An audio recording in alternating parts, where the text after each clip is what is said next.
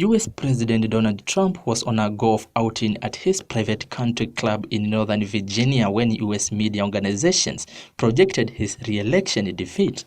After traveling via motorcade from the White House, Trump walked onto his golf course as the release of the latest vote tabulations from Pennsylvania prompted news outlets, including Trump's favored Fox News, to declare that former Vice President Joe Biden would become the 46th President of the United States. That spared the president from hearing the cheers and honking of horns near the White House when the Biden victory was announced on television and radio across the country.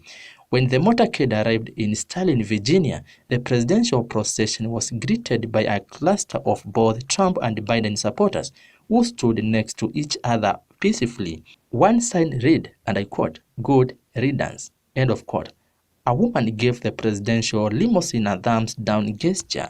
After 4 hours at the golf club, the president returned to the White House with his motorcade, with lights flashing and sirens blaring, driving past Biden supporters celebrating on the sidewalks of downtown Washington, D.C. The president, in reality, fell short of the numbers of electoral votes needed for re-election, with the results from Pennsylvania pushing the challenger over the 270-county threshold needed for victory, according to the projections by all major U.S. news outlets. This included Fox News, Trump's most added supporter among the national TV and cable networks.